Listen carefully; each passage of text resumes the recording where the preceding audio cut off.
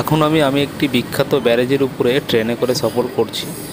আর সফর করতে করতেই এই দৃশ্যটা আমার চোখে আসলো, আর আমি বসে বসে কাউন্ট করছিলাম যে এই ব্যারেজের কতগুলি গেট খোলা এবং কতগুলি বন্ধ আছে। সো তোমরাও দেখতে থাকো এবং তোমরাও কাউন্ট করতে পারো যে কতগুলি বন্ধ আছে আর কতগুলি খোলা আছে। আর এই ফিগারটা আমি তোমাদেরকে লাস্টে জানাবো।